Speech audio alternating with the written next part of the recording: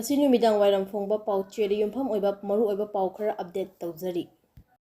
ꯉꯔꯥꯡ ꯅꯨꯃꯤꯗꯥꯡ ꯂꯤꯂꯣꯡ ꯆꯤꯡꯖꯥꯎꯗ ꯊꯣꯛꯈꯤꯕ ꯊꯧꯗꯣꯛ ꯑꯃꯗ ꯃꯤꯑꯣꯏ 4 ꯂꯩꯈꯤꯗ꯭ꯔꯦ, ꯃꯤꯑꯣꯏ 14 ꯑꯃꯅ ꯑꯁꯣꯛ ꯑꯄꯟ ꯅꯪꯈ꯭ꯔꯦ꯫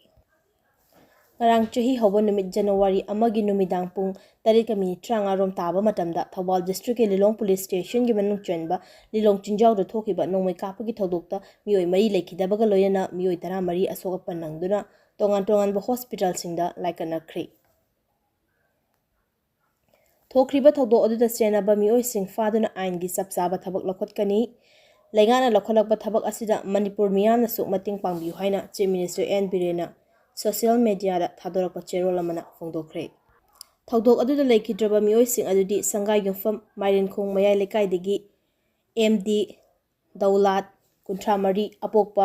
ꯖꯂꯥꯎꯗꯤꯟ ꯂꯤꯂꯣꯡ ꯅꯨꯡꯒꯩꯗꯒꯤ ꯃꯀꯛꯃꯌꯨꯝ ꯁꯤꯔꯥꯖꯨꯗꯤꯟ 50, ꯑꯄꯣꯛꯄ ꯂꯩꯈꯤꯗ꯭ꯔꯕ ꯂꯦꯍꯥꯖꯨꯗꯤꯟ ꯂꯤꯂꯣꯡ ꯆꯤꯡꯖꯥꯎ ꯃꯅꯤꯡ ꯂꯩꯀꯥꯏꯗꯒꯤ ꯑꯦꯝ.ꯗꯤ. ꯑꯖꯥꯗ ꯈꯥꯟ 40, ꯑꯄꯣꯛꯄ ꯑꯦꯝ.ꯗꯤ. ꯅꯨꯔꯖꯃꯥꯟ ꯑꯃꯗꯤ ꯂꯤꯂꯣꯡ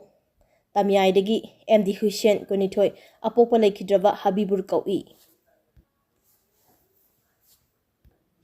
ꯃꯈꯣꯏ 4ꯒꯤ ꯃꯅꯨꯡꯗ 3ꯅ ꯊꯧꯗꯣꯛ ꯊꯣꯛꯐꯝꯗ ꯂꯩꯈꯤꯗꯕꯅꯤ ꯑꯗꯨꯒ ꯑꯃꯅ ꯍꯣꯁꯄꯤꯇꯥꯜꯗ ꯂꯩꯈꯤꯗꯕꯅꯤ ꯍꯥꯏꯔꯤ꯫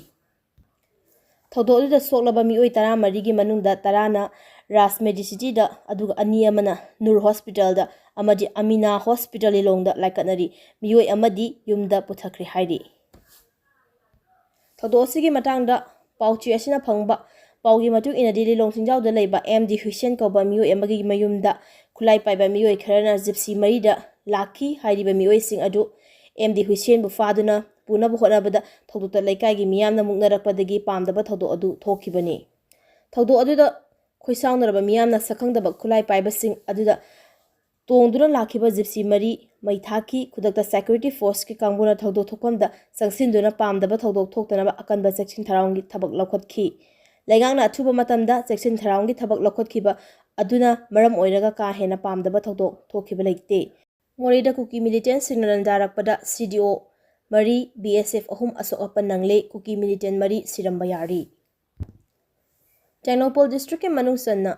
ꯕꯣꯔꯗꯔ ꯇꯥꯎꯟ ꯃꯣꯔꯦꯗ ꯀꯨꯀꯤ ꯃꯤꯂꯤꯇꯦꯟꯠꯁꯤꯡꯅ ꯁ꯭ꯇꯦꯠ ꯁꯦꯀ꯭ꯌꯨꯔꯤꯇꯤ ꯐꯣꯔꯁꯀꯤ ꯃꯊꯛꯇ ꯕꯣꯝ ꯌꯥꯎꯕ ꯅꯣꯡꯃꯩ ꯀꯥꯞꯁꯤꯜꯂꯛꯇꯨꯅ ꯑꯀꯟꯕ ꯃꯑꯣꯡꯗ ꯂꯥꯟꯗꯥꯕꯒꯤ ꯊꯕꯛ ꯂꯦꯞꯇꯅ ꯆꯠꯊꯔꯛꯂꯤ꯫ ꯅꯥꯀꯜ ꯑꯅꯤꯃꯛꯇ ꯅꯣꯡꯃꯩ ꯀꯥꯞꯅꯕ ꯑꯗꯨꯗ ꯀꯨꯀꯤ ꯃꯤꯂꯤꯇꯦꯟꯠ 4 ꯃꯨꯛ ꯁꯤꯔꯝꯕ ꯌꯥꯏ, ꯀꯌꯥ ꯑꯃꯅ ꯑꯁꯣꯛ ꯑꯄꯟ ꯅꯪꯂꯦ ꯍꯥꯏꯔꯤ꯫ ꯉꯁꯤ ꯑꯌꯨꯛ ꯄꯨꯡ 9:20 ꯔꯣꯝ ꯇꯥꯕ ꯃꯇꯝꯗ ꯃꯣꯔꯦ ꯄꯨꯂꯤꯁ ꯁ꯭ꯇꯦꯁꯟꯒꯤ ꯑꯋꯥꯡ ꯅꯣꯡꯄꯣꯛꯇ ꯀꯤꯂꯣꯃꯤꯇꯔ ꯃꯈꯥꯏꯔꯣꯝ ꯆꯠꯂꯒ ꯂꯩꯕ ꯆꯕꯥꯡꯐꯥꯏꯗ ꯄꯦꯇ꯭ꯔꯣꯂꯤꯡ ꯆꯠꯄ CDO ꯑꯃꯗꯤ BSF-ꯀꯤ ꯃꯊꯛꯇ ꯈꯨꯠꯂꯥꯏ ꯄꯥꯏꯕ ꯀꯨꯀꯤ ꯃꯤꯂꯤꯇꯦꯟꯠꯁꯤꯡꯅ ꯕꯣꯝ ꯑꯃꯗꯤ ꯅꯣꯡꯃꯩ ꯀꯥꯞꯁꯤꯟꯗꯨꯅ ꯂꯟꯗꯥꯔꯛꯄꯒꯤ ꯊꯧꯗꯣꯛꯇ CDO ꯄꯔꯁꯅꯦꯜ 4, BSF ꯄꯔꯁꯅꯦꯜ 3 ꯑꯁꯣꯛ ꯑꯄꯟ ꯅꯪꯈ꯭ꯔꯦ꯫ ꯀꯨꯀꯤ ꯃꯤꯂꯤꯇꯦꯟꯠ 4 ꯁꯤꯔꯝꯕ ꯌꯥꯏ꯫ ꯑꯁꯣꯛꯄ ꯁꯦꯀ꯭ꯌꯨꯔꯤꯇꯤ ꯄꯔꯁꯅꯦꯜꯁꯤꯡ ꯑꯗꯨ ꯍꯦꯂꯤꯀꯣꯞꯇꯔꯗ ꯄꯨꯔꯛꯈꯤꯕꯒ ꯂꯣꯏꯅꯅ ꯔꯤꯝꯁ ꯍꯣꯁꯄꯤꯇꯥꯜꯗ ꯍꯧꯖꯤꯛ ꯃꯈꯥ ꯇꯥꯅ ꯂꯥꯌꯦꯡ ꯆꯠꯊꯔꯤ꯫ ꯁꯣꯛꯂꯕ ꯁꯦꯀ꯭ꯌꯨꯔꯤꯇꯤ ꯄꯔꯁꯅꯦꯜ 5 ꯉꯁꯤ ꯑꯌꯨꯛ ꯄꯨꯡ 11:10 ꯔꯣꯝ ꯇꯥꯕ ꯃꯇꯝꯗ ꯍꯦꯂꯤꯀꯣꯞꯇꯔꯗ ꯏꯝꯐꯥꯜꯒꯤ ꯏꯟꯇꯔꯅꯦꯁꯅꯦꯜ ꯑꯦꯌꯔꯄꯣꯔꯠꯇ ꯄꯨꯔꯛꯂꯕ ꯃꯇꯨꯡꯗ ꯔꯤꯝꯁꯇ ꯄꯨꯔꯛꯇꯨꯅ ꯂꯥꯏꯀꯠꯅꯈꯤꯕꯅꯤ꯫ ꯃꯈꯣꯏꯁꯤꯡ ꯑꯗꯨꯒꯤ ꯃꯅꯨꯡꯗ CDO-ꯒꯤ ꯄꯔꯁꯅꯦꯜ ꯃꯥꯏꯕꯝ ꯊꯣꯏꯕ 32, ꯑꯄꯣꯛꯄ ꯑꯦꯝ. ꯔꯕꯤ, ꯌꯥꯏꯔꯤꯄꯣꯛꯇꯣꯞ ꯆꯕꯨꯡꯕꯝ ꯍꯦꯔꯣꯖꯤꯠ 29, ꯑꯄꯣꯛꯄ C.S. ꯕꯤꯔꯦꯟ, ꯂꯩꯐꯝ ꯀꯣꯗꯣꯝꯄꯣꯛꯄꯤ ꯃꯌꯥꯏ ꯂꯩꯀꯥꯏ ꯀꯥꯃꯩ ꯒꯥꯡꯍꯦꯝꯂꯨꯡ 40, ꯑꯄꯣꯛꯄ ꯂꯩꯈꯤꯗ꯭ꯔꯕ ꯃꯖꯥꯄꯥꯎ, ꯂꯩꯐꯝ ꯔꯒꯥꯏꯔꯣꯡ ꯃꯥꯡꯆꯥꯇꯥꯕꯝ ꯄ꯭ꯔꯤꯌꯣꯀꯨꯃꯥꯔ 35, ꯑꯄꯣꯛꯄ ꯑꯦꯝ. ꯆꯣꯂꯦꯟ, ꯂꯩꯐꯝꯅ ꯂꯨꯋꯥꯡꯁꯝꯕꯝ ꯑꯃꯗꯤ 132 ꯁꯨꯕ BSF ꯕꯠꯇꯥꯂꯤꯌꯟꯒꯤ ꯍꯦꯗ ꯀꯣꯟꯁꯇꯦꯕꯜ ꯔꯕꯤꯟꯗ꯭ꯔ ꯁꯤꯡ, ꯂꯩꯐꯝ ꯔꯥꯖꯁꯊꯥꯅꯤ ꯍꯥꯏꯔꯤ꯫ ꯊꯧꯗꯣꯛ ꯑꯗꯨꯒꯤ ꯃꯇꯥꯡꯗ ꯄꯥꯎꯆꯦ ꯑꯁꯤꯅ ꯄꯨꯂꯤꯁꯇꯒꯤ ꯐꯪꯕ ꯄꯥꯎꯒꯤ ꯃꯇꯨꯡ ꯏꯟꯅꯗꯤ ꯉꯁꯤ ꯑꯌꯨꯛ CDO ꯑꯃꯗꯤ BSF-ꯀꯤ ꯀꯥꯡꯕꯨꯅ ꯃꯍꯧꯁꯥꯒꯨꯝ ROP ꯆꯠꯄ ꯃꯇꯝꯗ ꯆꯤꯡꯅꯅꯤꯡꯉꯥꯏ ꯑꯣꯏꯕ ꯃꯑꯣꯡꯗ ꯂꯩꯔꯝꯕ ꯀꯨꯀꯤ ꯃꯆꯥ 2 ꯆꯕꯥꯡꯐꯥꯏꯗꯒꯤ ꯐꯥꯒꯠꯈꯤ꯫ ꯊꯧꯗꯣꯛ ꯑꯗꯨꯒ ꯏꯀꯥꯟ ꯀꯥꯟꯅꯗꯅ ꯀꯨꯀꯤ ꯈꯨꯠꯂꯥꯏ ꯄꯥꯏꯕꯁꯤꯡꯅ ꯕꯣꯝ ꯑꯃꯗꯤ ꯅꯣꯡꯃꯩ ꯀꯥꯞꯁꯤꯟꯗꯨꯅ ꯂꯟꯗꯥꯔꯛꯈꯤꯕꯅꯤ꯫ ꯑꯗꯨꯗ ꯁꯦꯀ꯭ꯌꯨꯔꯤꯇꯤ ꯐꯣꯔꯁꯀꯤ ꯃꯥꯏꯀꯩꯗꯒꯤꯁꯨ ꯍꯟꯗꯨꯅ ꯅꯣꯡꯃꯩ ꯀꯥꯞꯈꯤ꯫ ꯅꯥꯀꯜ ꯑꯅꯤꯃꯛꯇ ꯈꯨꯠ ꯊꯣꯛꯅꯕ ꯑꯗꯨꯗ ꯕꯣꯝ ꯃꯆꯦꯅ ꯄꯥꯟꯕꯗꯒꯤ CDO ꯄꯔꯁꯅꯦꯜ 4, BSF-ꯀꯤ ꯄꯔꯁꯅꯦꯜ 3 ꯁꯣꯛꯈꯤ꯫ ꯑꯌꯨꯛ ꯄꯨꯡ 9 ꯍꯦꯟꯕ ꯐꯥꯎꯕꯗ ꯃꯥꯏꯀꯩ ꯑꯅꯤꯃꯛꯇ ꯑꯀꯟꯕ ꯃꯑꯣꯡꯗ ꯅꯣꯡꯃꯩ ꯀꯥꯞꯅꯈꯤ꯫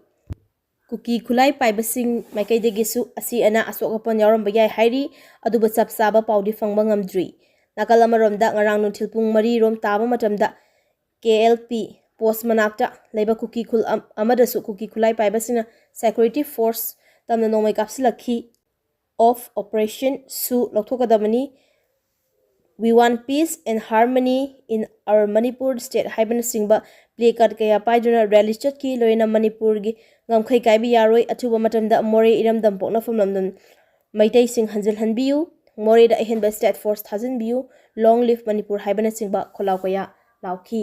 makhataba pauda warek watem chathabada ka henma fu chaibadagi mioi ama laikidre nupi masa amada blackmail chawi haibagi maralda kulai paibasina masagi mayumdagi faduna pukiba mioi ama warak watembagi thabak chathabada ka hena fu chaibadagi mioi ama laikanaba ngamdana laikidre hairi haiba thodok asi ngarang ayuk pung 10 rom taba matamda kakchingda thokibani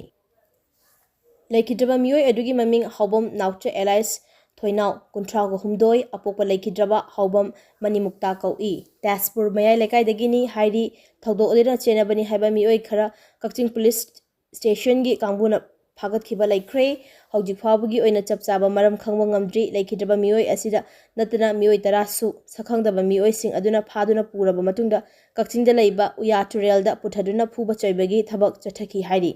mafamdugi imaibel kaya amana phungdorakpagi matungina warak watem tawbadi karisu kaibalaite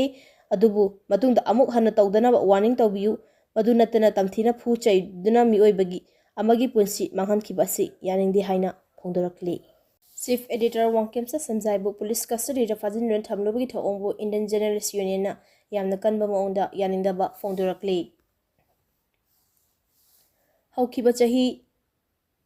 2023 December Kumapanda Pausi Asigi Chief Editor Obetina All Manipur Working Journalist Union Amjugi Hanagi President Wakemse Samjaibu Pau Ama Fonglu Haibagi Damata Police Custody Numi Kumni Fajin Duran Thambagi Thongbu Indian Journalist Union IGU na yamna kanma maongda yaningdaba phongdorakli